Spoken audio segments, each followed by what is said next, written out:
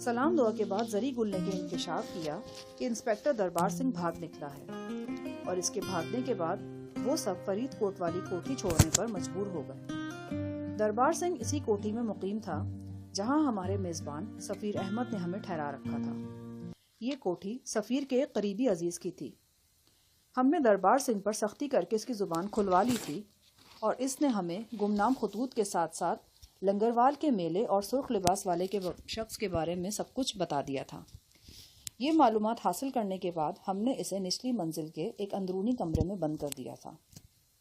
اس کمرے سے ملحق bath room بھی تھا۔ دربار سنگھ کی دیگر ضروریات بھی اسی کمرے کے اندر پوری کر دی جاتی تھیں، لیکن اب وہ کسی طرح وہاں سے بھاگ نکلا تھا۔ اس واقعے کے بعد زری گل اور سفیر احمد نے عقل مندی کا ثبوت دیا۔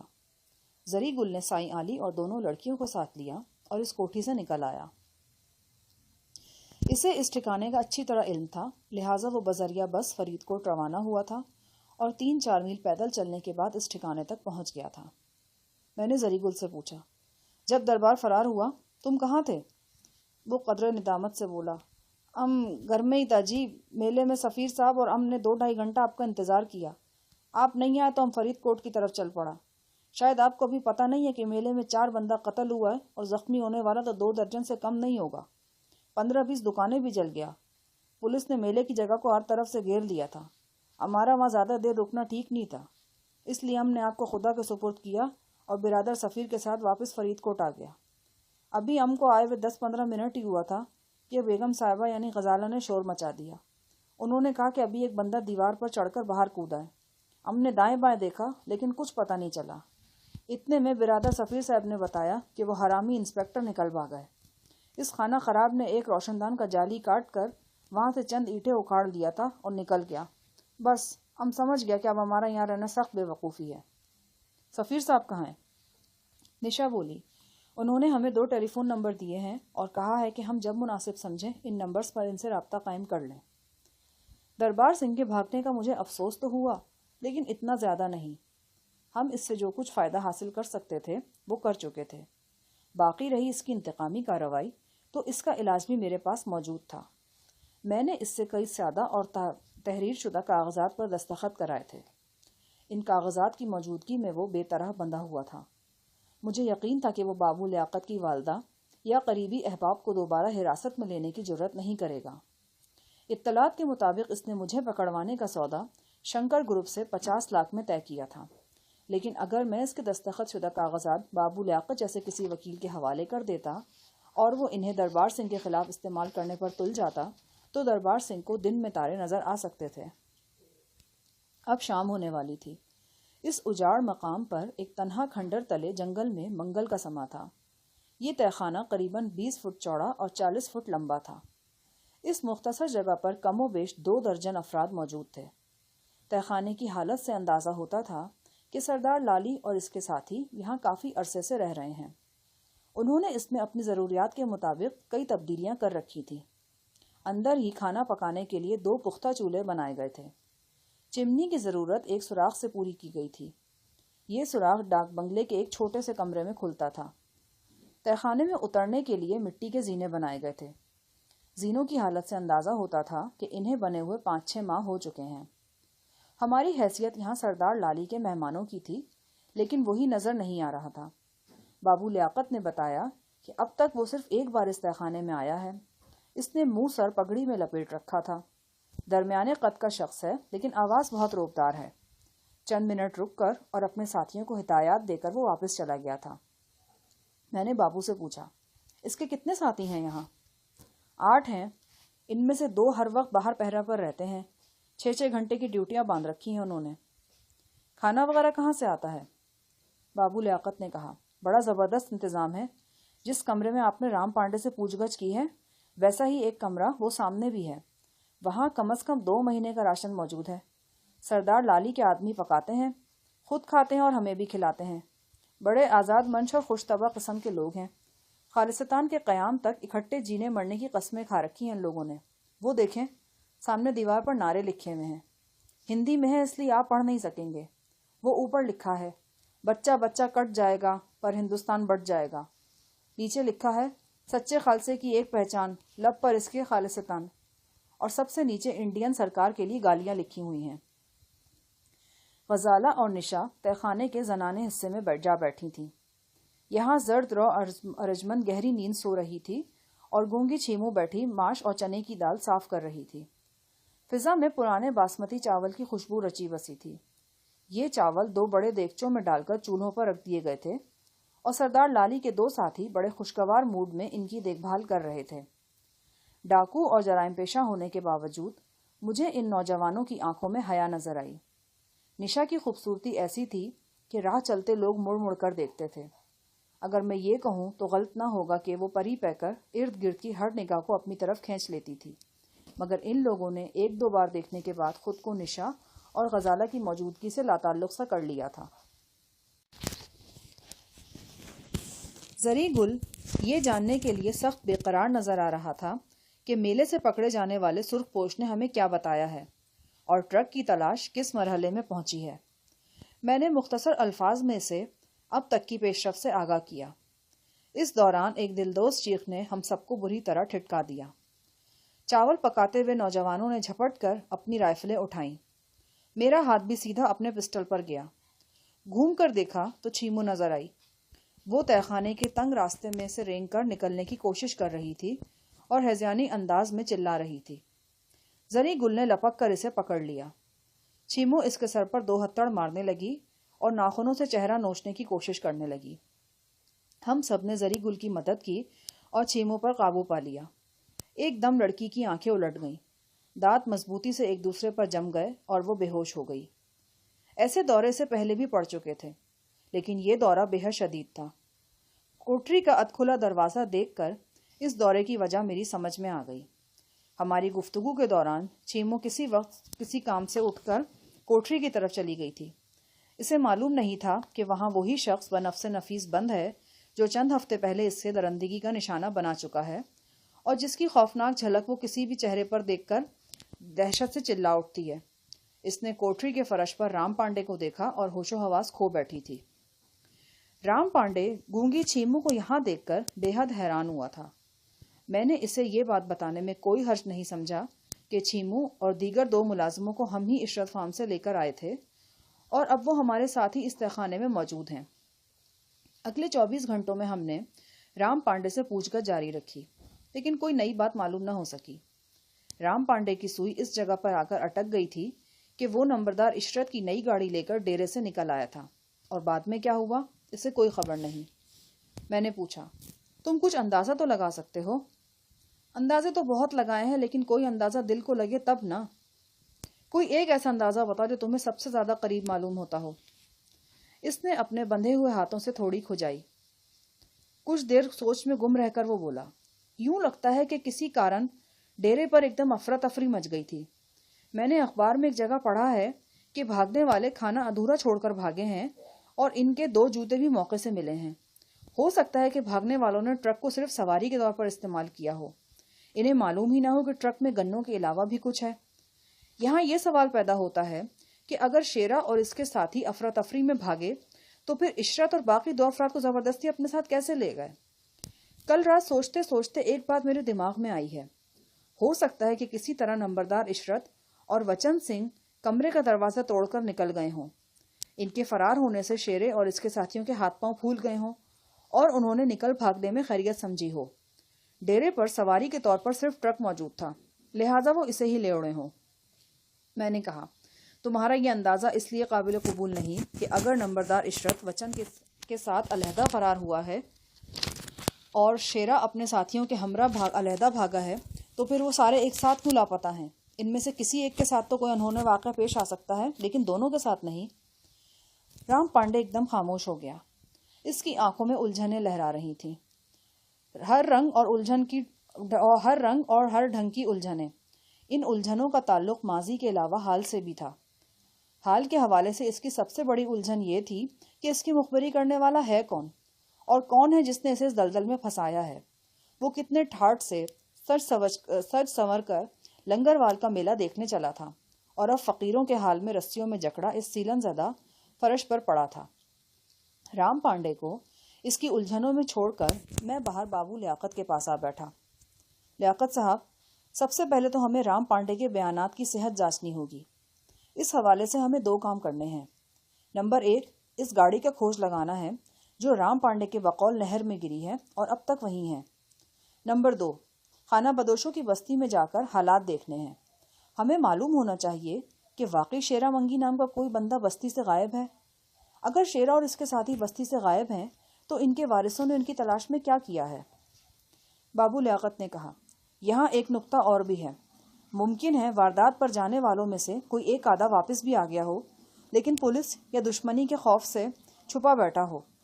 جو لوگ اس طرح چھپ جاتے ہیں وہ کسی نہ کسی طرح اپنے وارثوں کو اپنی خیر خیریت سے ضرور آگاہ کر دیتے ہیں۔ بجا کہا آپ نے۔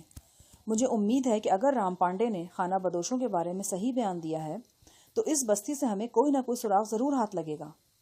بابو لیاقت نے کہا، آپ بالکل بے فکر رہیں، ہمیں کہیں جانے کی ضرورت نہیں۔ میرے آدمی چٹکی بجاتے میں یہ دونوں کام کر دیں گے۔ اس نے اسی وقت سعید نامی ایک شخص کو آواز دی۔ جی بابو جی۔ وہ ہاتھ باندھ کر اس کے سامنے کھڑا ہو گیا۔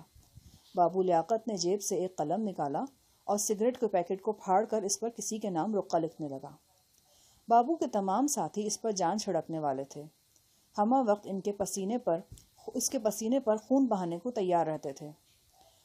بابو لیاقت نے جو کام ان کے ذمے لگائے تھے وہ انہوں نے بلا کی رفتار سے کیے۔ صرف 10 گھنٹے بعد ہمیں یہ رپورٹ مل گئی کہ گنڈارا پور کے قریب بڑی نہر میں پل کے عین نیچے ایک کار موجود ہے۔ وہ 12 فٹ گہرے پانی میں ڈوبی ہوئی ہے اور جھاڑ جھنکار میں اس طرح الجھ گئی ہے کہ بہاؤ کے رخ پر حرکت نہیں کر سکتی۔ اس کار کو نہر سے نکالنا پنڈورا باکس کھولنے کے مترادف تھا۔ ہم نے کار کو جہاں کا تہا رکھنے کا فیصلہ کیا۔ جس شخص کو گگڑوں کی بستی میں بھیجا گیا تھا اس نے بھی 24 گھنٹے کے اندر اپنی رپورٹ ڈاک بنگلے تک پہنچا دی۔ یاد رہے یہ رپورٹ کم و بیش 40 میل کا سفر کر کے آئی تھی۔ اس رپورٹ کے مطابق گگڑوں کی بستی میں شیرا منگی نامی شخص رہتا تھا۔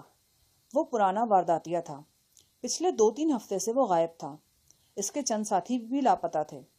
بستی میں عام لوگوں کا خیال یہ تھا کہ وہ لوگ کسی واردات کے چکر میں دور نکل گئے ہیں، شاید لاہور یا ملتان کی طرف چلے گئے ہیں اور وہاں پولیس کے ہتھے چڑھ گئے ہیں۔ چھان بین کرنے والوں نے یہ رپورٹ اپنے ایک ساتھی کے ذریعے بھیجی تھی۔ اس نے بابو لیاقت کو پیغام دیا تھا کہ اس نے بستی کے ایک شخص سے دوستی گانٹھ لی ہے اور اس کے جھوپڑے میں ہے۔ وہ 1-2 روز مزید بستی میں رہے گا اور مزید معلومات حاصل کرنے کی کوشش کرے گا۔ رام پانڈے کے دونوں بیانات کی تصدیق ہو گئی تھی۔ میرے ذہن میں بار بار یہ بات آ رہی تھی کہ ہو سکتا ہے بابو لیاقت کا بیان کردہ نقطہ درست ہو۔ شیرا منگی یا اس کے ساتھیوں میں سے کوئی بستی واپس آ چکا ہو لیکن خوف کے سبب سامنے نہ آ رہا ہو۔ اگر ایسی بات تھی تو بابو لیاقت کا رپورٹر اگلے 2 روز میں ہم پر کوئی اہم انکشاف کر سکتا تھا۔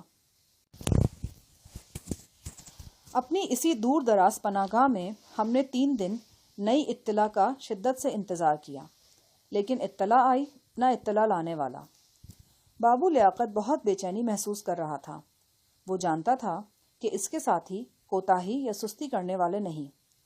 جب 4تھا دن بھی گزر گیا تو بابو لیاقت کی بے چینی گہرے اندیشے میں ڈھل گئی۔ شاہ جہان صاحب، مجھے لگ رہا ہے کہ گگڑوں والی بستی میں کوئی گڑبڑ ہو گئی ہے۔ جو بندہ وہاں گیا ہے وہ اتنی دیر لگانے والا نہیں۔ پھر کیا کیا جائے؟ میں نے پوچھا۔ میرا تو دل چاہتا ہے کہ میں ایک چکر وہاں کا خود لگا کے آؤں، بابو نے وہ کہا۔ اگر ایسا ہے تو ہم دونوں ساتھ جائیں گے، بلکہ جانا ہی ہم دونوں کو چاہیے۔ یہ بہت اہم معاملہ ہے، ممکن ہے اس بستی سے ہمیں کوئی کھوج خورا مل جائے۔ کچھ بحث کے بعد دونوں میں یہ طے پایا کہ آج شام ہم گگڑوں کی بستی کے لیے روانہ ہوں گے۔ جس جیپ پر ہم یہاں پہنچے تھے وہ ابھی تک یہیں تھی۔ بوٹا سنگھ نے اپنے جتھے داروں سے مشورے کے بعد اسے ڈاک بنگلے کے عقب میں واقع گھنے درختوں کے عین اندر چھپا دیا تھا، لیکن اس جیپ پر ہمارا سفر کرنا کسی طور مناسب نہیں تھا۔ فیصلہ یہ ہوا کہ ہم گھوڑوں پر جائیں گے۔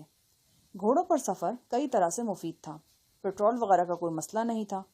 پھر ہم عام راستوں سے ہٹ کر کھیتوں اور کھلیانوں میں سفر کر سکتے تھے۔ یوں کئی جگہ شارٹ کٹ لگائے جا سکتے تھے اور پولیس ناکوں سے بھی بچا جا سکتا تھا۔ بوٹا سنگھ نے ہمارے لیے 3 گھوڑے منتخب کیے۔ 2 گھوڑوں پر بیٹھنے کے لیے کھیس وغیرہ ڈال دیے گئے۔ تیسرا گھوڑا ہنگامی ضرورت کے لیے تھا۔ ہم نے اس پر یوں ہی پرالی کے گٹھے لاد دیے اور سرے شام جانے کے لیے تیار ہو گئے۔ ہمارے حلیے خالص دیہاتیوں والے تھے۔ اس حلیے میں سب سے بڑی سہولت یہ تھی کہ پگڑی کو ڈھاٹے کے طور پر استعمال کر کے چہرہ چھپایا جا سکتا تھا۔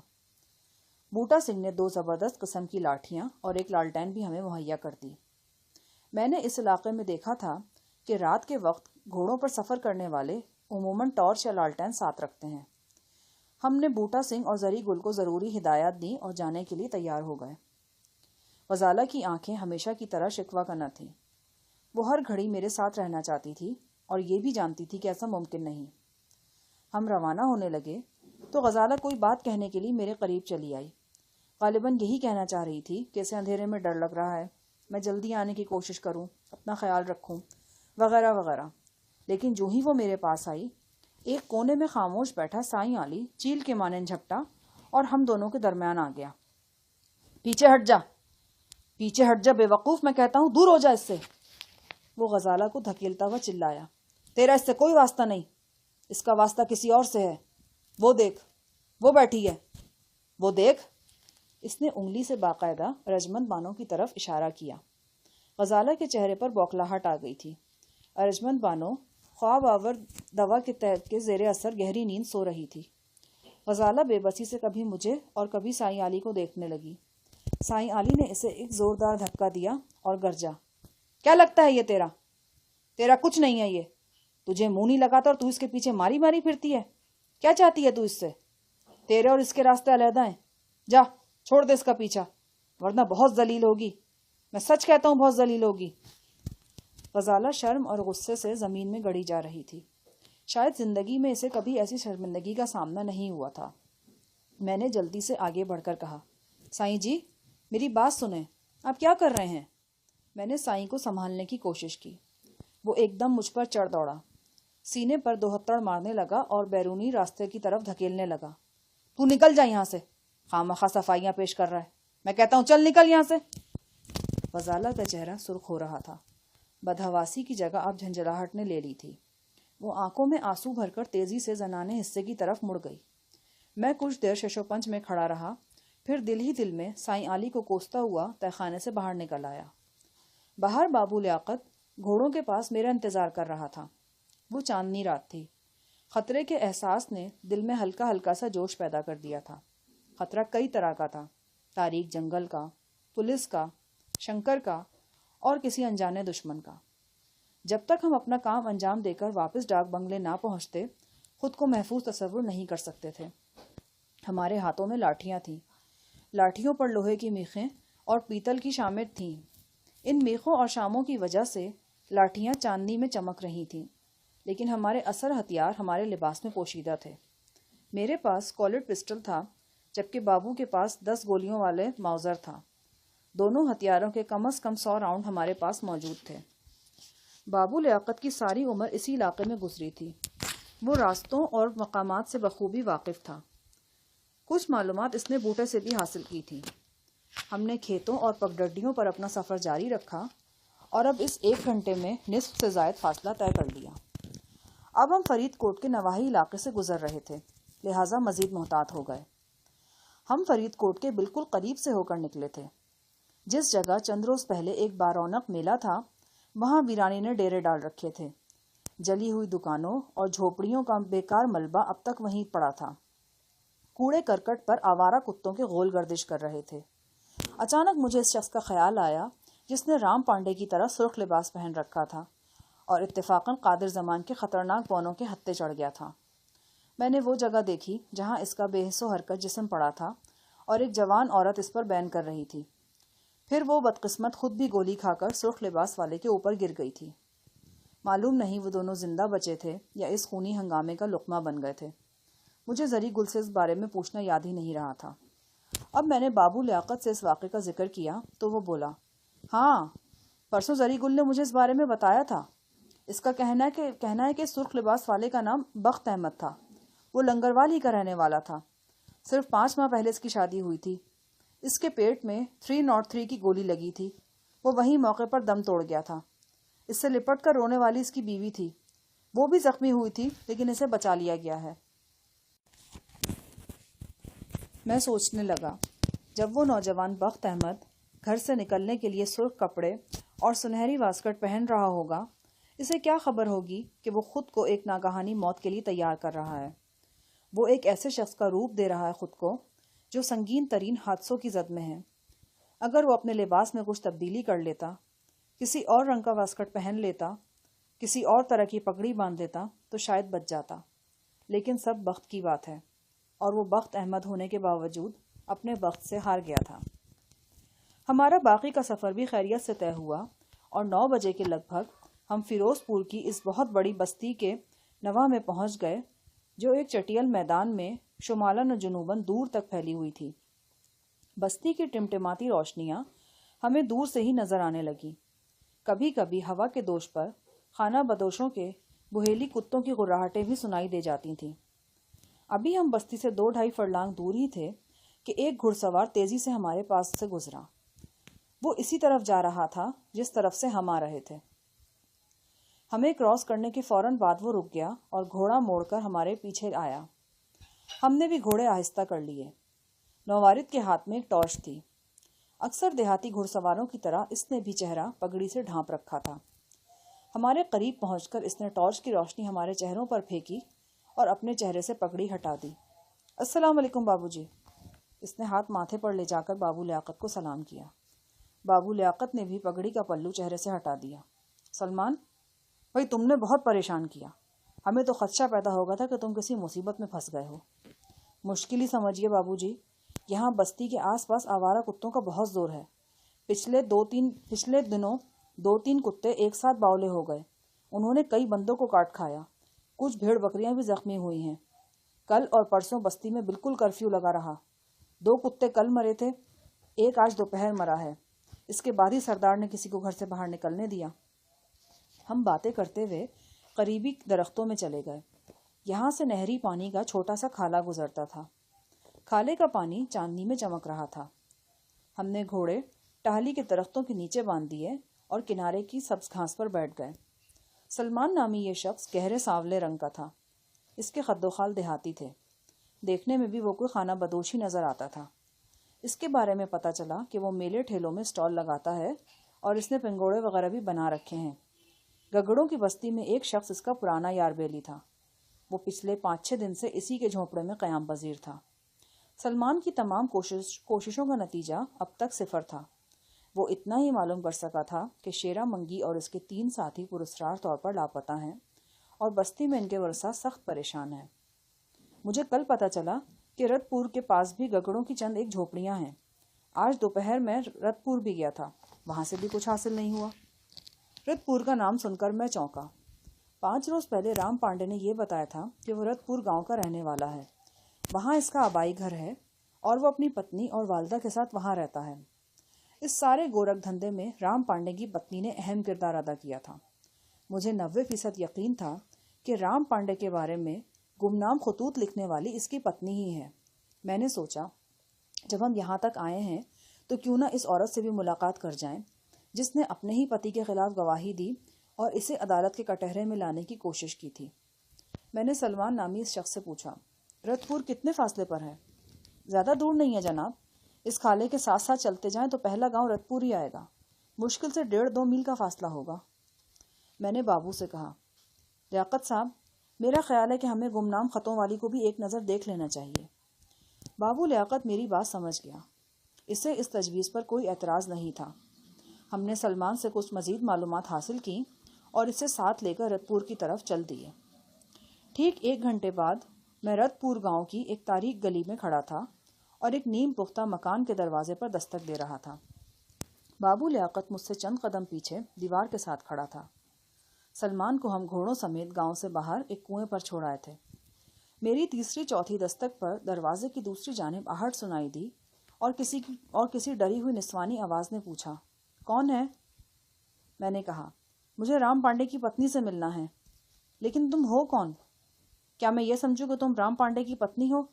ہاں پتنی ہوں، لیکن تم کون ہو اور کیا کہنا چاہتے ہو مجھ سے؟ میں نے دروازے کے ساتھ منہ لگایا اور دھیمے لہجے میں کہا، میں انسپیکٹر دربار سنگھ ہوں، رام پانڈے کے بارے میں تم سے بہت اہم بات کرنا چاہتا ہوں۔ میرے بااعتماد لہجے نے اثر دکھایا اور چند سیکنڈ بعد دروازہ کھل گیا۔ ایک اونچی لمبی خوبرو لڑکی نے گھونگھٹ کی اوٹ سے مجھے دیکھا۔ لالٹین اس کے قدموں میں رکھی تھی۔